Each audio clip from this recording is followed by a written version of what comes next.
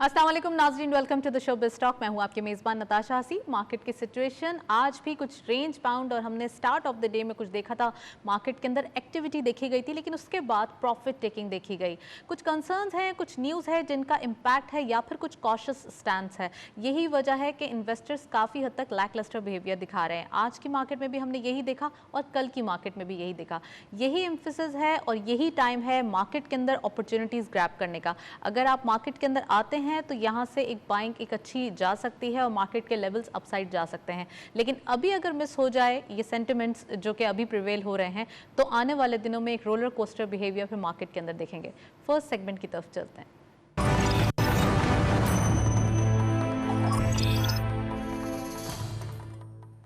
Let's have a look on daily highlights. आज की market की परफॉर्मेंस देखते चलते हैं। ओपन हुई मार्केट 47,429.12 के लेवल पर। हायर साइड मार्केट गई 47,665.41, lower was 47,242.52 and finally closure 47,346.16। एक कंसोलिडेशन प्रोसेस दिखाई दे रहा है जिसका इम्पैक्ट हमने आज भी देखा है। 82.96 का डिक्लाइन देखा गया।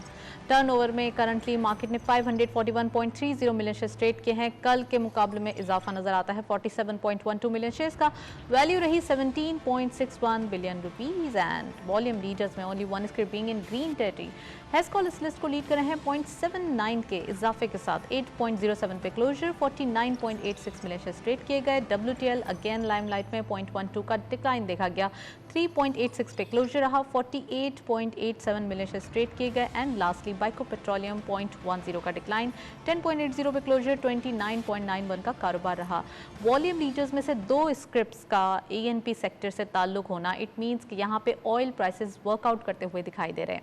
नेक्स्ट सेगमेंट की तरफ चलते हैं।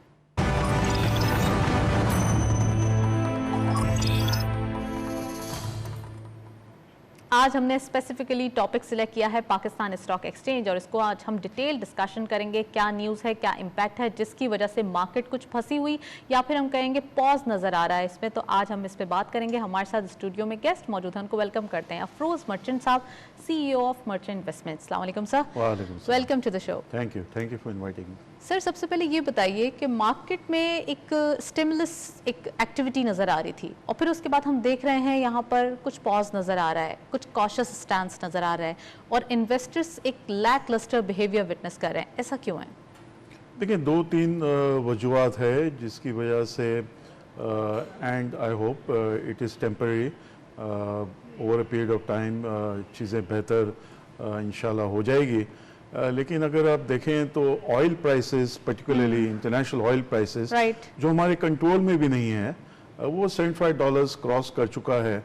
और पाकिस्तान जो है वो ऑयल इंपोर्टिंग कंट्री है और अगर $75 प्लस अगर ऑयल रहता है तो पूरा टेक्सटाइल से जो एक्सपोर्ट्स होता है विच इज़ अराउंड $15 बिलियन, वो पूरा $15 बिलियन जो है हमारे ऑयल इंपोर्ट में चला जाएगा।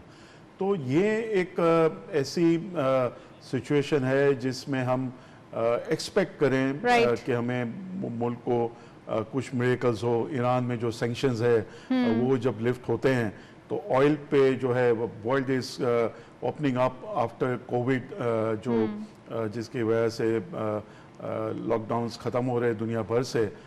तो ये एक बहुत बड़ी वजह है जो हमारे कंट्रोल में नहीं है, लेकिन होपफुली अगर ये नीचे आ जाते हैं और बाकी चीजें मैं समझता हूँ कि सर इंटरनेशनल फ्रंट पे क्या न्यूज़ दिखाई देती है जिसका इम्पैक्ट ज्यादा आप समझते हैं कि हमारी मार्केट कॉशियस होना या फिर इकोनॉमिक नंबर्स कॉशियस होना दिखाई दे रहे हैं? नंबर्स थोड़े से हमारे जून में $6.3 बिलियन का इंपोर्ट हुआ है, which is perhaps one of the highest. और ये किसी भी तरह हमें $5 बिलियन पे ले आना है। ठीक है, हमारे कुछ मसले अगेन जैसा मैंने कहा ऑयल इंपोर्ट की वजह से इंपोर्ट बिल हमारा जून का बहुत बड़ा है, प्लस व्हीट और शुगर में जो शॉर्टेज भी उसकी थ्रू आउट द ईयर हमने इंपोर्ट की। और अब देखें व्हीट में इस साल होपफुली हमें इंपोर्ट नहीं करना पड़ेगा क्योंकि क्रॉप जो है वो बहुत अच्छी भी बहुत है, ज़बरदस्त हुई है। आई होप कि शुगर केन में भी हमें प्लस कॉटन, ये तीन क्रॉप से हमारे अबाउट $2 बिलियन तो इसी में चले गए साल भर में। तो ये काफ़ी कम होपफुली हो जाएगा। और खुशाइन बात ये भी एक्सपोर्ट्स भी हमारी इंक्रीज हो रही है और हमारे रेमिटेंसेस भी इंक्रीज हो रहे हैं। तो ओवरऑल मैं नहीं समझता हूँ कोई ऐसी घबराने की बात है, लेकिन हमें ये देखना है कि इंपोर्ट्स को हम किस बड़े बड़े चैलेंजेस थे सर और उनको भी निपटाया गया, उनसे निपटा गया, लेकिन अब हम देख रहे हैं कि छोटे छोटे चैलेंजेस आते हैं और हम परेशान हो जाते हैं, क्योंकि जो इतनी एक सिचुएशन चल रही है हम नहीं चाहते कि इसमें कोई भी लूप होल हो। ऐसा ही है जिसका इम्पैक्ट हम देख रहे हैं एक लैकलस्टर बिहेवियर की सूरत में। अब जो मार्केट में एक सिचुएशन बिल्डअप हो रही है, तो आप समझते हैं कि कहाँ पे इन्वेस्टमेंट करनी चाहिए और ये कितनी अच्छी अपॉर्चुनिटी का टाइम है?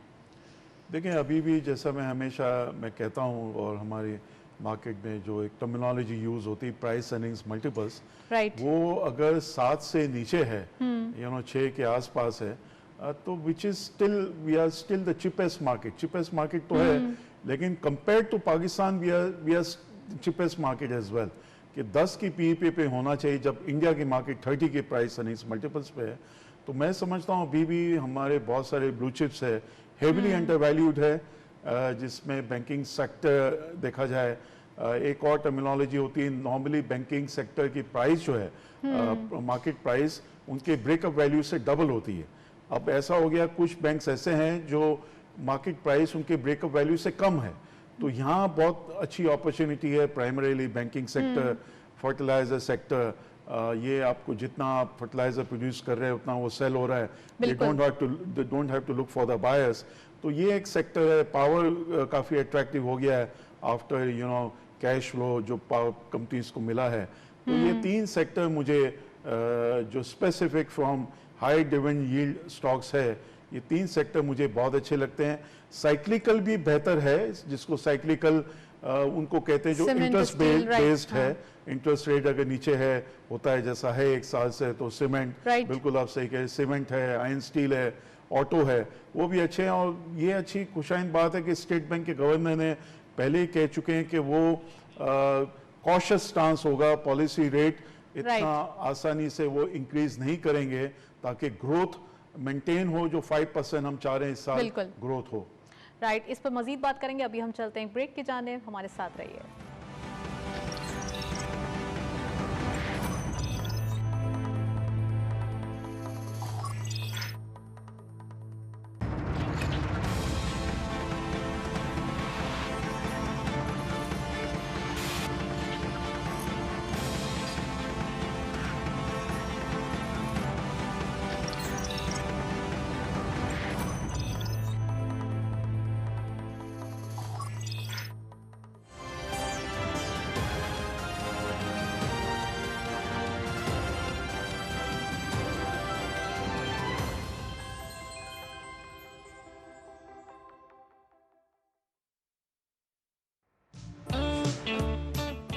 सलाम पाकिस्तान म्यूजिक वीडियोस मुकाबला 14 अगस्त 14 लाख नक। अगर आपके सुरों से आजादी की महक आती है तो अपने बेहतरीन मिल्ली नगमों की वीडियोस 25 जुलाई तक हमें भेज दीजिए। 29 मुंतखब गाने 1 अगस्त से 14 अगस्त तक PTV पर नश्र किए जाएंगे। तो आज ही वतन के नाम अपनी मोहब्बत को नगमे की शक्ल दीजिए। वीडियो शूट कीजिए और HD क्वालिटी वीडियोस बजरिया वी ट्रांसफर या गूगल ड्राइव लिंक salampakistan@ptv.com.pk पर भेज दीजिए। पहला इनाम 7 लाख रुपए, दूसरा इनाम 4 लाख रुपए, तीसरा इनाम 3 लाख रुपए। वीडियो भेजने की आखिरी तारीख 25 जुलाई 2021 है।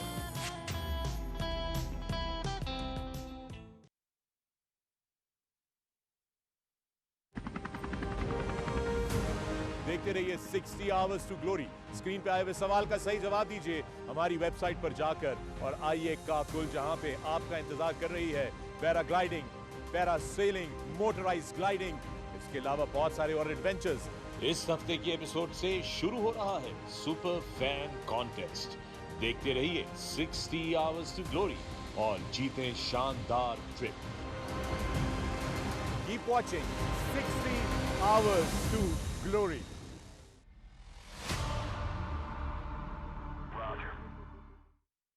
खबरों के हजूम में सच की तलाश मुश्किल जरूर है, मगर नामुमकिन नहीं। मुल्की और गैर मुल्की हालात और वाकयात को हम परखते हैं हर जाविये से और बिल आखिर ढूंढ लाते हैं सच को, जो हकायक पर मबनी होता है। देखिए प्रोग्राम सच के साथ सैयद अनवारुल हसन के साथ। देखिए हर सोमवार से जुमेरात रात 10:05 पर सिर्फ PTV न्यूज पर।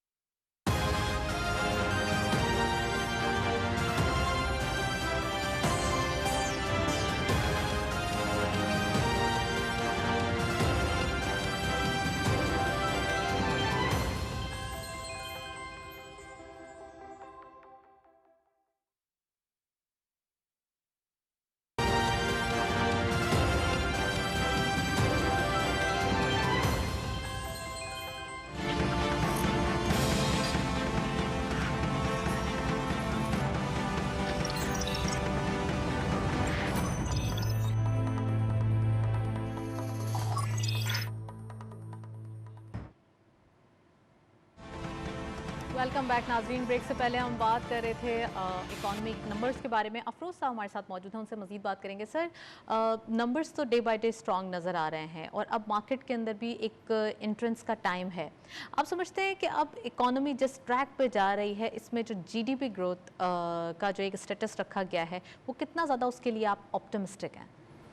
देखिए, मैं इसलिए ऑप्टिमिस्टिक हूँ क्योंकि लास्ट ईयर जो है वो प्राइवेट सेक्टर ऑफ टेक जिसको कहते हैं, और प्राइमरीली वो turf temporary economic grinding finance facility की वजह से 3% पे गवर्नमेंट ने लोन दी है। 100% इजाफा हुआ है लोगों ने, which is extremely I mean outstanding. और ये एक साल में प्राइवेट सेक्टर 100% अगर वो इजाफा होता है तो उसका जो असर जो है, because development takes time, industry expansion होगा, एक आध साल लगेगा, तो मुझे तो 4.8% अगर इन्होंने जो इस साल 3.94% हमने अचीव किया, 4.8% होपफुली हमें ये नज़र आता है अचीव हो जाएगा।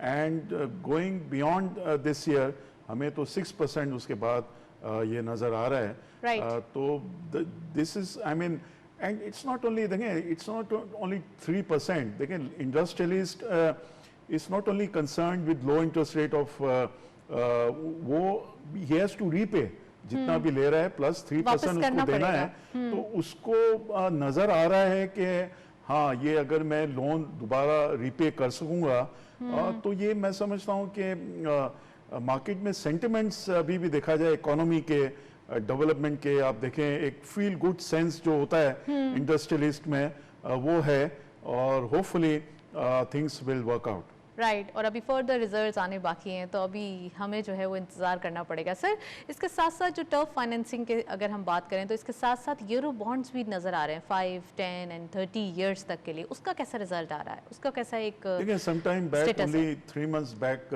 ये जो बॉन्ड्स में गए and we receive overwhelming response. जैसा मैंने यहाँ इंडस्ट्रियलिस्ट की बात की, अगर फॉरेनर्स इन्वेस्ट करते हैं हमारे बॉन्ड्स पे, it's not only because of high rate of interest, right.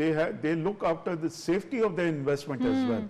अगर उनको किसी कंट्री में लगता है हाई रेट इंटरेस्ट मिल रहा है और सेफ्टी नहीं है, कहीं डिफॉल्ट ना हो जाए, तो कभी इन्वेस्ट नहीं करेंगे। तो हमें 3 महीने पहले ओवरवेलमिंग रिस्पांस मिला, जिसकी वजह से गवर्नमेंट ने डिसाइड किया है, और आज ब्लूमबर्ग ने भी जो है वो रिपोर्ट किया है, तो दोबारा ये जो है हम ये बॉन्ड्स मार्केट में जा रहे हैं, और वो भी होपफुली मैं समझता हूँ ओवर सब्सक्राइब होगा जस्ट लाइक लास्ट टाइम। आपने अपने इंट्रोडक्शन में बोला कि प्राइस अर्निंग मल्टीपल बहुत चीपेस्ट नज़र आ रहा है। सर, इतनी ज़्यादा चीपेस्ट होने के बावजूद हम अभी तक वो एक सिचुएशन ज़्यादा एक जो हमारा एक हम कहेंगे टारगेट था वो पूरा नहीं कर पा रहे, क्योंकि टारगेट हमेशा हम बड़े ही रखते हैं। कैसे देख रहे हैं इसको?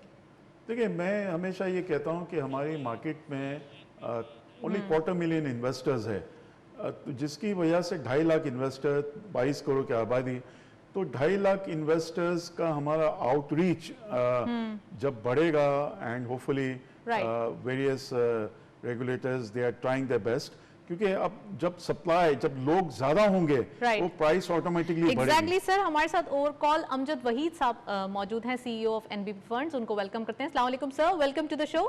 वालेकुम सलाम। सर, सबसे पहले ये बताइए कि एक आउटस्टैंडिंग परफॉर्मेंस दिखाई दे रही है इकोनॉमिक नंबर्स के बारे में, बजट बहुत ज़्यादा फ्रेंडली देखा गया है। सर, इन्वेस्टर्स का क्या स्टैंस है, कैसे दिखाई दे रहे हैं वो? I think investors in general R satisfied कि उसमें थोड़ा बिजनेस पॉजिटिव बजट है, उसमें कोई बहुत ज्यादा कोई कॉर्पोरेट सेक्टर पे टैक्सेस नहीं आए, सैलरीड क्लास पे भी टैक्सेस नहीं आए, और थोड़ा सा रेगुलेटरी ड्यूटीज वगैरह में रिलीफ मिला है, टर्नओवर में रिलीफ मिला है, कैपिटल गेन टैक्स में रिलीफ मिला है। तो बिजनेस ये budget in general has been a good budget, और मेरा ख्याल है इसका आगे जाते हुए मार्केट, क्योंकि काफी बढ़ गई थी, स्टॉक मार्केट वाज अप 38% पिछले साल, बिल्कुल फिस्कल ईयर खत्म हुआ है जून में, तो एक साल में स्टॉक मार्केट 38% बढ़ी है, तो थोड़ा सा ब्रीजर ले रही है, और मेरा ख्याल है कि इंशाल्लाह आगे जाते हुए दोबारा इसमें सर नेक्स्ट फिस्कल ईयर के लिए कितने ऑप्टिमिस्टिक है आप? जितना ज्यादा ये 20 और 21 एक फिस्कल ईयर स्टार्ट में बहुत ज्यादा पॉजिटिव नोट पे देखा गया, अब क्या ख्याल है, अब जो ये ईयर स्टार्ट हो रहा है इसमें कैसी पॉजिटिविटी विटनेस करने वाले हैं हम? देखिए अभी भी स्टॉक मार्केट सस्ती है, अगर आप प्राइस अर्निंग रेशियो देखें तो 6.5 का प्राइस अर्निंग रेशियो है, प्राइस टू बुक सस्ता है, कॉर्पोरेट अर्निंग्स अच्छी हैं, तो मेरा ख्याल है, और फिर बैंकों में क्योंकि अब रिटर्न कम मिल रहा है ये सेविंग स्कीम्स में, कुछ पैसा वहां से भी स्टॉक मार्केट की तरफ आएगा, तो मेरा ख्याल है कि ये भी एक अच्छा साल होगा स्टॉक मार्केट के लिए। Right, and what about funds, जो इन्वेस्टर्स हैं उनका कैसा एक स्टैंस है इन्वेस्टमेंट पॉइंट ऑफ व्यू से, मार्केट के अगर पर्सपेक्टिव से बात करें तो? जी इन्वेस्टर्स आ रहे हैं, बट जिस तरह अभी बताया उस तरह नहीं आते। आप देखें ना, इंडिया में 9 करोड़ इन्वेस्टर है म्यूचुअल फंड्स में, और 8-9 करोड़ इन्वेस्टर है स्टॉक मार्केट में। अब हमारी पॉपुलेशन 1/7 है, तो यहाँ पे कुछ 1.25 करोड़ होना चाहिए। यहाँ पे 2.5 लाख म्यूचुअल फंड में है, तकरीबन 2.5-3 लाख, और इतना ही स्टॉक मार्केट में है। तो अभी तक लोगों में इतना अवेयरनेस क्रिएट नहीं हुई benefits of stock market and mutual fund, but hopefully आगे जाते हुए ये नंबर्स इंप्रूव होंगे। अब जो डिजिटल शुरू हो गया उसका भी इम्पैक्ट आएगा, क्योंकि डिजिटली ऑन बोर्ड करना इन्वेस्टर्स को ईजी है, और बहुत से लोग आपको पता है स्मार्टफोन्स पे और डिजिटली वो सेवी हो गए हैं, तो उम्मीद है कि आगे जाते हुए इसमें बेहतरी आएगी। राइट सर, FATF भी आपने देखा था, इसकी अनाउंसमेंट हुई थी, और अगेन हम ग्रे लिस्ट में ही एग्जिस्ट कर रहे हैं, तो सर क्या दिखाई दे रहा है आने वाले दिनों में? क्योंकि हर बार यही कहा जाता है ग्रे लिस्ट में ही हम एंड अप हो जाते हैं, और ये कहा जाता है व्हाइट लिस्ट में नेक्स्ट टाइम जाएंगे, तो इस ईयर के अंदर कुछ इम्कानात दिखाई दे रहे हैं कि व्हाइट लिस्ट में जाने का कोई इम्कान है? देखिए ये कहना तो हमारे लिए यहाँ बैठ के मुश्किल है, वो क्या है, बट मेरे ख्याल में तो ग्रे लिस्ट में भी ग्रे लिस्ट में स्टॉक मार्केट 38% अप थी पिछले साल, ग्रे लिस्ट में ही कॉर्पोरेट अर्निंग बड़ी एग्जैक्टली सर, यही सवाल है कि मार्केट के ऊपर इसका क्या इम्पैक्ट आएगा, क्योंकि इन्वेस्टर्स काफी अरसे से वेट कर रहे हैं। नहीं, मार्केट देखें, अगर हम व्हाइट में चले गए तो ऑब्वियसली स्टॉक मार्केट उस टाइम बढ़ेगी काफी, बट अगर हम नहीं भी व्हाइट में गए, ग्रे में भी गए, तो स्टॉक मार्केट तब भी इंशाल्लाह अच्छा ही परफॉर्म करेगी। जिस तरह लास्ट ईयर हम ग्रे में थे पूरे साल और स्टॉक मार्केट 38% अप थी, तो इंशाल्लाह मार्केट तब भी अच्छा परफॉर्म करेगी अगर हम ग्रे में रहें, बस ब्लैक में ना जाएं, वो ज्यादा रिस्की एलिमेंट है। And what about IMF review sir? 6th review दिखाई दे रहा था बजट से पहले, और अब बजट के अंदर भी कुछ यहाँ पे इसकी अप्रूवल्स भी देखी गई हैं, तो इसके बारे में कुछ बताइए हमारे व्यूअर्स को। देखिए IMF के लिए कुछ गवर्नमेंट कुछ स्टेप्स तो ले रही है। आप देखें, थोड़ा सा पेट्रोल बढ़ा है, बिजली बढ़ी है, शायद गैस फीसद बढ़ी है, आई थिंक, तो ये तो वही कंडीशन है IMF की, और हो सकता है अगर टैक्स टारगेट्स कम हो 3 महीने 4 महीने बाद, तो फिर हो सकता है कुछ और टैक्सेस गवर्नमेंट इम्पोज कर दे टू मीट द जो रेवेन्यू टारगेट, बट IMF के बगैर हमारा गुजारा नहीं है, क्योंकि IMF हमें NOC देती है, उस पर हमें फिर ना सिर्फ IMF से पैसा मिलता है, but world bank, multinational agencies से पैसा मिलता है उसी के बेस पे, तो हमें IMF के साथ तो डील करना ही है, उससे हम निकल नहीं सकते। Exactly, thank you so much. Amjad Waheed साहब हमारे साथ मौजूद है, काफ़ी डिटेल एनालिसिस हम देख रहे हैं, IMF की ज़रूरत क्यों पड़ती है और इसका मतलब इस प्रोग्राम में रहना क्यों ज़रूरी है। अफरोज़ मर्चेंट साहब हमारे साथ मौजूद हैं, उनसे बात करते हैं। सर, हमेशा ये कहा जाता है हमें ज़रूरत है IMF की, फिर दोबारा ऐसा होता है कि हम उस प्रोग्राम में चले जाते हैं, ज़रूरत तो पूरी हो जाती है, लेकिन दोबारा ऐसे क्या सिनेरियो बिल्डअप होता है कि हमें दोबारा उसी प्रोग्राम में वही सारी शराइत की खातिर, वही सारी चीज़ों की खातिर फिर जाना पड़ता है? देखें, हम जो अगर पास्ट में हम देखें, जो हमारी वीकनेस रही है, वो स्ट्रक्चरल और लॉन्ग टर्म और स्ट्रेटेजिक जो प्लानिंग होती है, जो बहुत ही सक्सेसफुल कंट्रीज है, countries like Singapore and other countries, वहाँ लॉन्ग टर्म बहुत अच्छी प्लानिंग होती है, 5 years, 10 years, even 20 years, even 30 years। तो वो मैं समझता हूँ कि अब मुझे कुछ नज़र आ रहा है, we have seen our finance minister, speaking on structural changes, and he just took over a couple of months ago. तो मैं समझता हूँ कि उनका जो background है, being a city banker and he was heading so many countries, जब वो थे पाकिस्तान के country head, तो ये बहुत ही इवेंचुअली अब मुझे ये पर्सनली ये नज़र आ रहा है। एंड देखें, इट्स नॉट ओनली दी हुकूमत कोई भी हो, कंटिन्यूएशन रहती है या कोई, लेकिन जो स्ट्रक्चरल अगर वो चीज़ें रहती है तो मैं समझता हूँ हमें दोबारा IMF जाने की ज़रूरत नहीं पड़ेगी।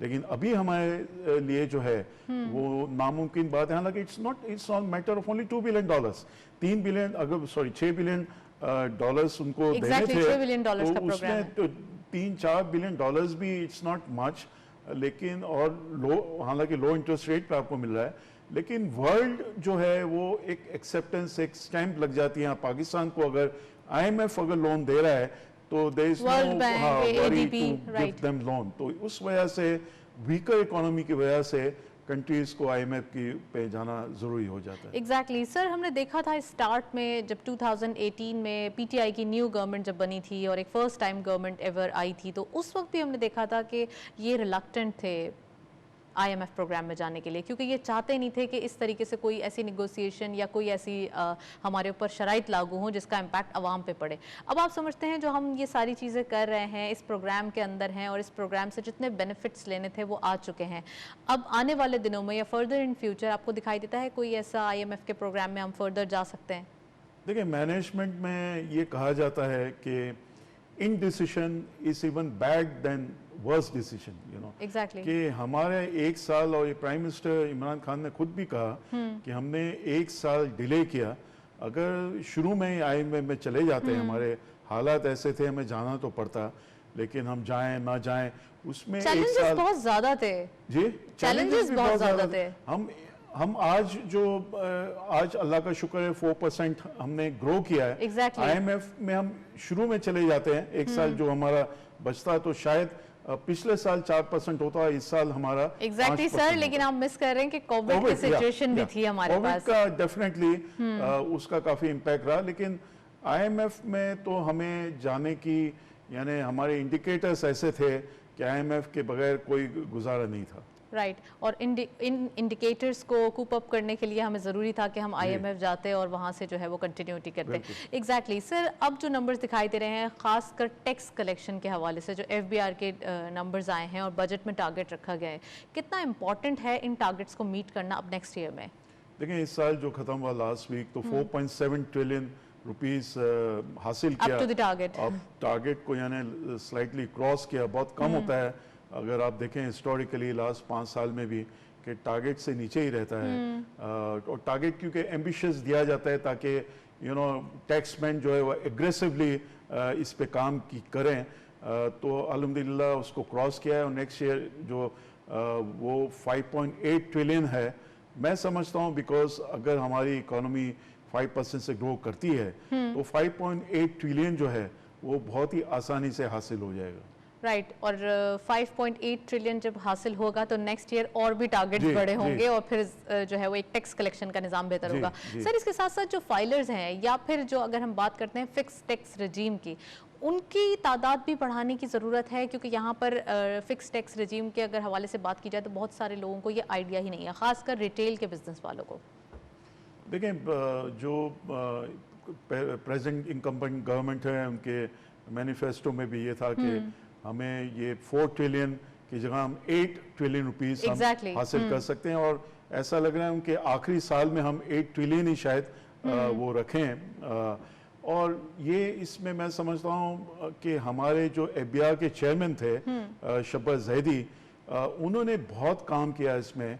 फाइलर्स, अदरवाइज ये आप देख रहे हैं कि बहुत सारे नॉन फाइलर्स जो फाइलर बन रहे हैं, 3 मिलियन फाइलर्स हो चुके हैं इस कंट्री में।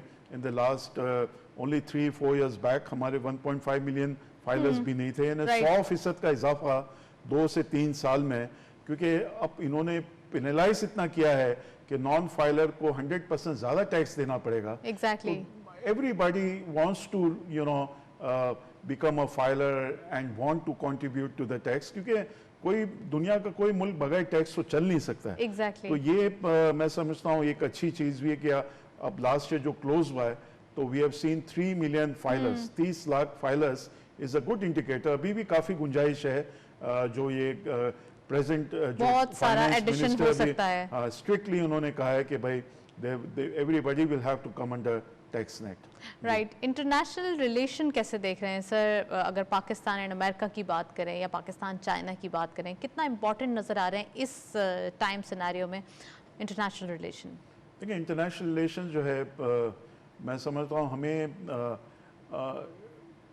इन द पास्ट परहैप्स, और ये हमारे प्राइम मिनिस्टर ने भी कहा है कि ये वॉर अगेंस्ट टेरर में जितना पाकिस्तान को शायद नुकसान हुआ फाइनेंशियली, $150 बिलियन, वो शायद किसी और मुल्क को नहीं हुआ। Exactly. तो ऐसी कोई हम कोलैबोरेशन नहीं करेंगे with USA, and prime minister has categorically stated कि हम एब्सोल्युटली नॉट, इन्होंने स्टेटमेंट भी दिया है कि हमारी जो है वो जगह में के थ्रू ड्रोन के हमले किया जाए या हमारी ज़मीन को यूज़ किया जाए, वो बिल्कुल नहीं होगा। तो मैं समझता हूँ ये हमारे रीजन में भी एक सॉर्ट ऑफ जो एक अफ़गानिस्तान और जितने भी वहाँ पॉलिटिकल पार्टीज़ है, वेदर तालिबान और एनी अदर पार्टी, हमें उनके साथ जो है हर एक के साथ जो है, अब we are living in a global village, Pakistan अमन चाहता है। जी, तो कोई भी टेररिज्म के कोई भी they are some safer elements as well, Taliban में भी, तो कोई भी टेररिज्म से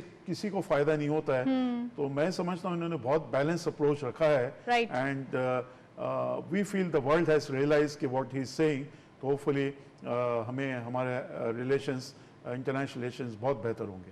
राइट, एंड FATF का जो अमजद वहीद साहब से ही मैंने पूछा था, आपसे भी पूछना चाहूँगी सर, ग्रे लिस्ट का एक इशू क्या है? पाकिस्तान कब वाइट लिस्ट में आएगा और वाइट लिस्ट के बेनिफिट्स कब तक आएंगे? देखिए, इसमें मैं आपको ये बताऊं कि फंडामेंटली अगर देखा जाए तो हमने शायद हमें इस साल ही ग्रे लिस्ट में 3 साल हो गए। इवन कंट्रीज लाइक श्रीलंका, उन्होंने शायद इतने कंप्लाइंसेस मीट नहीं किए हो और उनको ग्रे लिस्ट से जो है वो एग्जिट किया गया है। 1 साल का हमें मजीद कुछ चीज़ें किए हैं।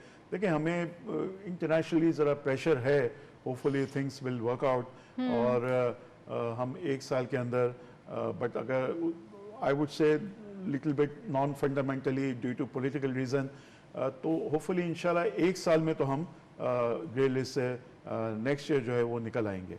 Right, and what about dollar depreciation? क्योंकि रुपी अप्रिशिएट कर रहा है 2-3 दिनों से पास्ट हम देख रहे हैं, तो कितना ज़्यादा इंपॉर्टेंट दिखाई दे रहा है इकोनॉमिक नंबर्स के लिए और ख़ासकर रुपी के लिए? देखिए, मैंने जैसा कहा कि last year was a very very difficult year, जिसमें इंपोर्ट हमारी काफ़ी बढ़ गई है और उसकी वजह से रुपी में प्रेशर आया है।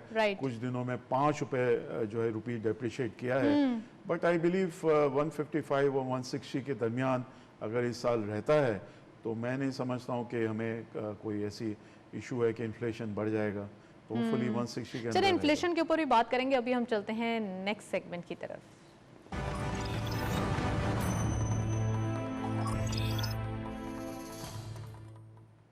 जी, कमोडिटीज और फॉरेक्स के लेटेस्ट अपडेट आज की मार्केट में देखते चलते हैं। गोल्ड की पर तोला प्राइस 1,08,498 रुपीज़, गोल्ड पर 10 gram 93,021 rupees, international gold rate पर आउंस $1,807.51, ऑयल WTI पर बैरल $75.16, ऑयल ब्रेंट क्रूड पर बैरल $76.17। करेंसीज में सबसे पहले यूरो बाइंग रही 185.50, selling was 187.50, UK pound buying रही 216.50, selling was 219.50, US dollar buying रही 158.20, selling was 159.20, Chinese yuan buying at 23.50, selling was 23.65, Saudi riyal buying at 41.40, selling was 41.90, UAE dirham buying eight 42.50, selling was 43.20, Kuwaiti dinar buying रही 481.50, selling was 484 rupees, and lastly Omani riyal buying रही 392.50, selling was 394.50। ये था forex और commodities का latest update. Internationally oil price हम देख रहे हैं यहाँ बढ़ते हुए काफ़ी हद तक दिखाई दे रहे हैं, $75 to $76 के अराउंड। इट मीन्स कि यहाँ पे ओपेक के कंसर्न्स क्या हो रहे हैं और इसके साथ साथ मीटिंग्स के क्या आउटकम आ रहे हैं, अफरोज साहब से पूछेंगे। सर, मैं ब्रेक्स से पहले और खासकर कमोडिटीज से पहले मैं इन्फ्लेशन के बारे में पूछना चाह रही थी, तो पहले आप इन्फ्लेशन के बारे में बता दें। स्टेट बैंक ऑफ पाकिस्तान का एम्फेसिस इन्फ्लेशन पे था, इन्फ्लेशन को रोकना है किसी तरीके से, तो कैसे एक बाउंड्री बनाई जाए और इन्फ्लेशन को रोका जाए? देखिए, इन्फ्लेशन का स्टेट बैंक का इस साल जो फिस्कल ईयर 21 जो ख़त्म हुआ जून में, उनका टारगेट था 7 to 9%। Right. और 9% के अंदर हमारा इन्फ्लेशन रहा, और जो इस साल जो है उनका 5 to 7% है। तो perhaps on the higher side of the range अगर हम 7% पे भी रहते हैं, बिकॉज एक लो बेस का इम्पैक्ट आएगा, तो आप देखेंगे we are back to single digit, 9.7% हुआ जून।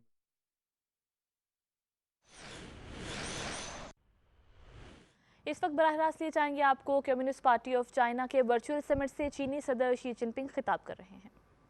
A few days ago, we celebrated the CPC's centenary with the grand gathering. Over the past 100 years, the CPC has united and led the Chinese people in realizing the great transformation through ceaseless efforts of the Chinese nation from standing up and growing prosperous to becoming strong. Over the past 100 years, the CPC has always connected the future of the Chinese people with that of other peoples and steered the course of China's development in line with the trend of the world and the tide of times to promote common development and prosperity of all countries. The historic achievements made by the CPC and the Chinese people would not have been possible without the generous support of world peoples. Here, on behalf of the CPC and the Chinese people, I would like to express my heartfelt gratitude to political parties, peoples and friends of all countries who have cared about, supported and helped the CPC and the cause of revolution, development and reform in China.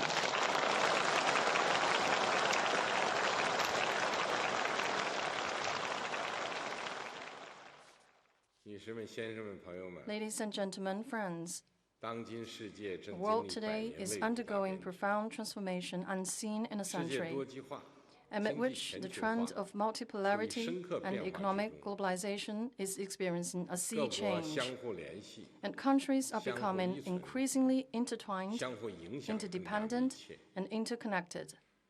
To cope with COVID-19, restart the economy, and safeguard world stability, the international community has made strenuous efforts. Political parties have also shown a strong sense of responsibility by making active exploration. While, in some places, wars and conflicts are still raging, famine and diseases remain prevalent. Estrangement and confrontation grow even deeper. The call for a better life from all peoples is becoming stronger. Today, humanity is once again at a historic crossroads. It is about hostile confrontation or mutual respect, closeness or openness, decoupling or cooperation, zero-sum game, or win-win results. The choice is in our hands, and the responsibility falls on our shoulders. Human race is an integral community, and the planet Earth its homeland. In the face of common challenges, no person or country can tackle alone. The only way out is to work together in harmony with one accord. Political parties, as an important force behind human progress, need to set the right course forward and shoulder their historic responsibility to ensure the people's well-being and human progress. In my view, political parties need to work even harder on the following. First, we need to shoulder the responsibility to steer the course by seizing and shaping the shared future for mankind. People aspire to affluence and contentment. They yearn for fairness and justice. Great times call for grand architecture, and grand architecture calls for great vision. Viewed from the perspective of my country first, the world is a crammed and crowded place full of competition. Viewed from the perspective of a global community with a shared future, The world is a vast and broad place full of cooperation opportunities. We need to heed the voices of the people, follow the trend of the times, and strengthen coordination and cooperation. By doing so, the interests of the people of one country will be kept in line with those of all others, and humanity will move forward towards a shared future. Second, we need to shoulder the responsibility to build consensus by upholding and promoting the common values of humanity. Despite differences among countries in history, culture, institution, and level of development, the people aspire to the common values of humanity for peace, development, equality, justice, democracy, and freedom. With a strong sense of responsibility for the future of mankind, we need to champion the common values of humanity, understand with an open mind the values of different civilizations, and respect other people's explorations to turn values into reality. By doing so, the common values of humanity will be translated into the practice of individual countries to serve the interests of their own people in a concrete and realistic way. Third, we need to shoulder the responsibility to promote development by bringing greater benefits to all peoples in a fairer manner. Development holds the key to the people's well-being. On the road to the well-being of mankind, no country or nation should be left behind. All countries and nations are equally entitled to development opportunities and rise to development. We need to face squarely up to major problems such as wealth gap and development divide, with particular attention given to underdeveloped countries and regions and impoverished people so that hope prevails in every corner of the world. As an ancient Chinese philosopher observed that those who only seek comfort for themselves will ultimately be rejected, and those who sacrifice their own interests for the success of others will be supported. Development is the right of all countries, rather than a privilege of the few.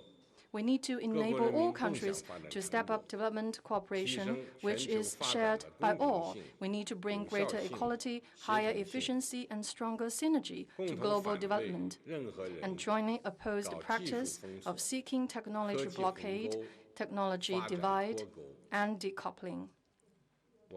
I believe that, in a final analysis, any political manipulation for the purpose of sabotaging the development of other countries and undercutting the livelihood of other peoples will receive little support and prove to be futile. Fourth, we need to shoulder the responsibility to enhance cooperation by working together to address global risks and challenges. In the face of the ongoing COVID-19, we need to continue with a science-based response approach and advocate solidarity and cooperation so as to close the immunization gap. We must approach the practice of politicizing the pandemic or labeling the virus. We need to work together to build a community, a global community of health for all. In the face of terrorism and other common enemies of mankind, we need to pursue security and stability through cooperation so as to tighten the security fences together. In the face of the fragile ecological environment, we need to respect Mother Nature, follow her laws, and protect her so as to build a green homeland together. In the face of the severe challenges to human existence and development brought about by climate change, we need to be brave enough to take responsibilities and work as one to find a way of harmonious coexistence between man and nature. Fifth, We need to shoulder the responsibility to improve governance by enhancing our capacity to ensure people's well-being.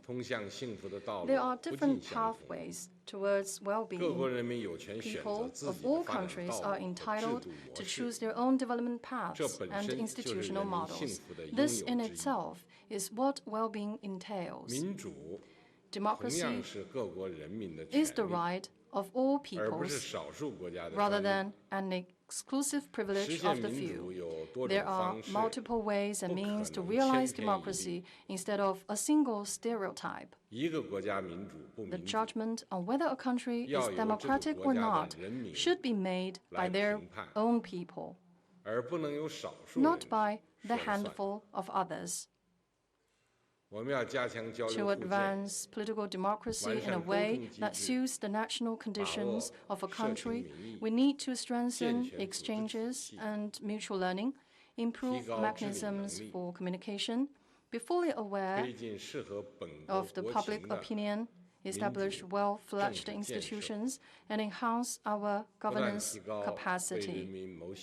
By doing so, our capacity and efficacy to ensure the people's well-being will be elevated continuously.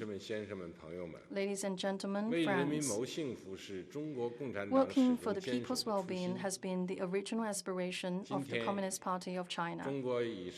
With the goal of moderate prosperity in all respects achieved, China has embarked on a new journey towards building a modern socialist country. The Chinese people's sense of fulfillment, happiness, and security have been lifted.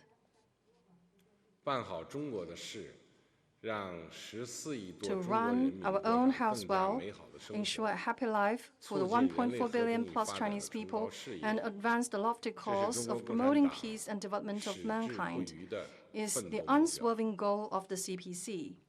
The CPC will continue to uphold the people-centered development philosophy, reflect upon the overarching issues of national rejuvenation and human progress in the greater context of time and space, and lead the Chinese people in creating an even better future through ceaseless pursuit and in an enterprising spirit. As history has taught us, we can only embrace the future when we embrace the world, and can only travel safe and sound when we walk together. The CPC stands ready to work with world political parties to live our dreams and act to create a better future. Let us always be builders of world peace, advocates of global development, and guardians of the international order. The CPC will unite and lead the Chinese people to press ahead with the Chinese-style modernization and contribute to humanity's search for ways to modernize. Proceeding from reality in everything it does, the CPC has led the Chinese people in finding, through trial and error, the path of socialism with Chinese characteristics. History and practice have proven and will continue to prove that this is not only the correct path that works, but also the sure path that pays off. We will unswervingly follow this bright path to ensure that development is pursued for both our own good and the benefits of the world. There doesn't exist a one-fits-all path to modernization. The one that suits you well will serve you well. Cutting one's feet to fit the shoes will lead nowhere.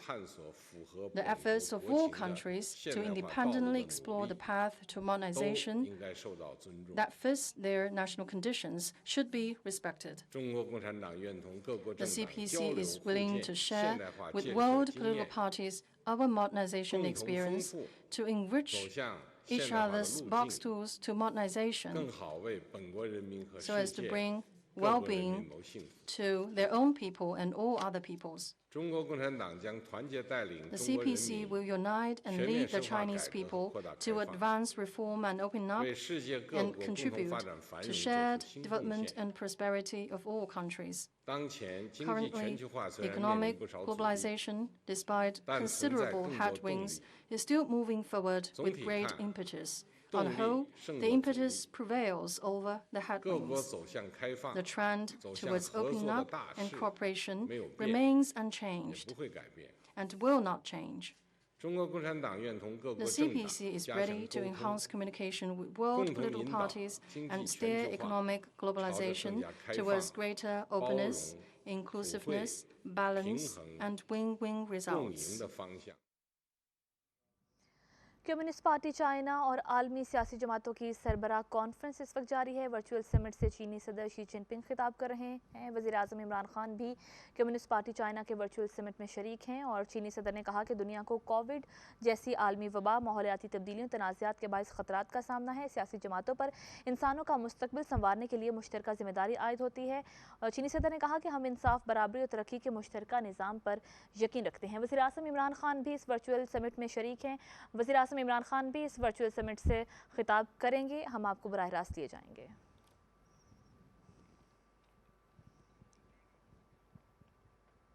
PTV news से ये थी ताज़ा तरीन।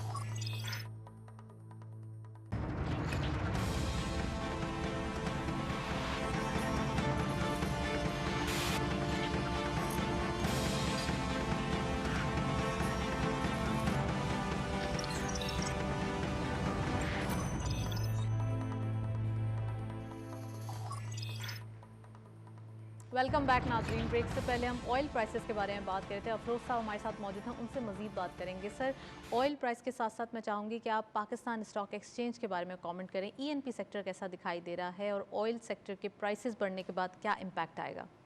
देखिए, ENP जो sector है, exploration and production जो sector है, अनफॉर्चुनेटली इकोनॉमी के लिए तो अच्छा नहीं है कि इंटरनेशनल ऑयल प्राइसेस ज़्यादा हो तो हमारे ज़्यादा डॉलर्स जाएंगे, लेकिन for share holders, yes, share holders will win because जो एक्सप्लोरेशन प्रोडक्शन कंपनी को जो रेवेन्यू मिलता है, it is based directly on international oil prices and it is also based in dollars.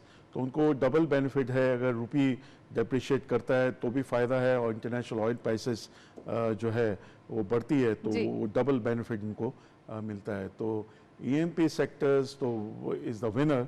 और सर, लेकिन कोविड के सिचुएशन में सबसे ज़्यादा हर्ट भी ईएनपी सेक्टर में था। जब लॉकडाउन हुआ था और यहाँ पे एविएशन बंद हो गए थे, बहुत इम्पैक्ट आया था। आप नहीं समझते? नहीं, ये देखें, ये द मोस्ट रिस्कियर सेक्टर जो मैं कहूँगा वो ऑयल सेक्टर ही है। तो उसकी वजह से जाहिर है कि लास्ट ईयर आज $75, लास्ट ईयर तो ऑयल तो ऑलमोस्ट फ्री हो गया था, बल्कि $37 माइनस कि आपको डॉलर्स भी दे रहे थे, ऑयल भी दे रहे थे। तो ये अल्हम्दुलिल्लाह ऐसा आई होप कि दोबारा ना हो, कोविड की वजह से हो गया। अब तो वैक्सीनेशंस भी आ गई हैं। जी, प्राइसेस गिर सकती है फ्यूचर में भी, लेकिन यू नो कि ये स्पेशली विंड और रिन्यूएबल एनर्जी जब प्रोडक्शन होगी तो ऑयल पे जो है वो प्रेशर जो गवर्नमेंट का रहता है, वो I think the entire world will benefit, including exploration and production company वो स्विच भी कर सकते हैं। There are number of companies जो विंड पे अब इलेक्ट्रिसिटी प्रोड्यूस कर रही है या सोलर से इलेक्ट्रिसिटी प्रोड्यूस कर रही है, but ENP sector currently is a winner because of increase oil prices. Right sir, आपने अपने इंट्रोडक्शन में कहा था कि पावर सेक्टर, फर्टिलाइज़र और बैंकिंग सेक्टर आपका फेवरेट दिखाई दे रहा है। अब जबकि इन्वेस्टर्स इस पोजीशन में हैं कि मार्केट के अंदर इंटर हों और ये मार्केट के जो सिनेरियो चल रहे हैं इसको ग्रैब करें, तो कौन से सेक्टर्स हैं जिनको आप एडवाइस करेंगे कि ज़्यादा आएँ और यहीं पर इन्वेस्ट करें? मतलब सब में ना जाएँ, क्योंकि बोलते हैं सब अपना अपना थोड़ा थोड़ा हिस्सा डाल देते हैं। देखिए, अभी हमने ईएनपी सेक्टर की बात की और आपने बहुत करेक्टली आपने पॉइंट आउट किया कि ऑयल प्राइसेस जब गिर जाते हैं तो ये मोर देन 50% इनकी प्राइसेस गिर जाती है बहुत सिग्निफिकेंटली। अगर वो डायरेक्टली लिंक्ड है, अगर 50% ऑयल प्राइसेस गिरते हैं कल जाके तो 50% इनके प्राइसेस, इनकी प्रॉफिटेबिलिटी, इनका टर्नओवर, हर चीज़ जो है वो कम हो जाता है। तो ये जो सेफेस्ट सेक्टर हमें नज़र आता है कि हर 18 साल में अगर कोई जब पहुंचता है तो उसको बैंक में अकाउंट खुलाना होता है। सर ये तो फॉर दोस्त आप समझते हैं जो कि बहुत लॉन्ग टर्म इन्वेस्टमेंट करते हैं, ये उनके लिए एडवाइस है, राइट? बिल्कुल, banking sector is the safest and हमेशा मैं कहता हूँ सेक्टर ऑफ ऑल सीजन्स। इसके अलावा फर्टिलाइजर सेक्टर 6 मिलियन टन्स की कैपेसिटी है, जितना ये प्रोड्यूस करते हैं फुल कैपेसिटी पे प्लांट चल रहे हैं और वो सेल हो रहे हैं, तो fertiliser is again they don't have to look for the buyer, तो ये एक सेफर सेक्टर है। And the third sector is power. अब जब ये सर्कुलर डेट का रेजोल्यूशन और कैश फ्लोज के प्रॉब्लम्स खत्म हुए हैं, तो power sector has again become lucrative from dividend perspective and long term investment. Long term how long आप समझते हैं? 5 साल, 10 साल, या कितने लॉन्ग टर्म की इन्वेस्टमेंट की बात कर रहे हैं आप?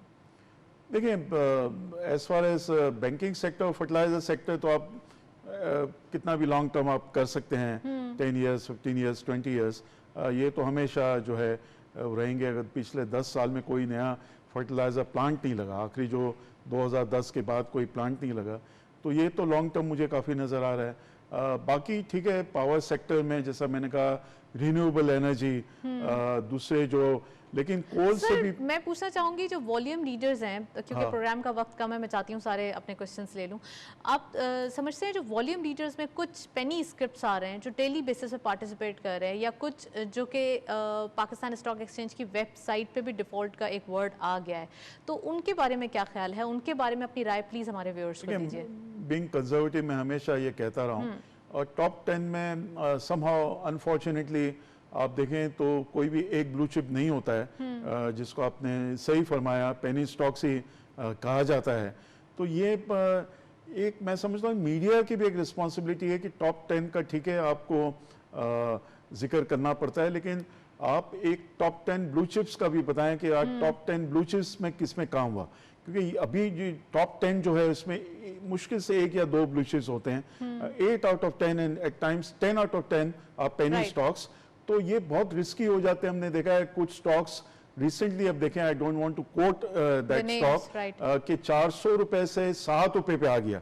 जो स्टॉक 400 रुपए तक पहुंचा था वो 7 रुपीज पे आ गया। तो इट इज, अगर किसी ने 400 में खरीदा हो, आज वो बेचेगा 7, 7.5 रुपए उसको मिलेंगे, तो ये बहुत ज्यादा रिस्की है।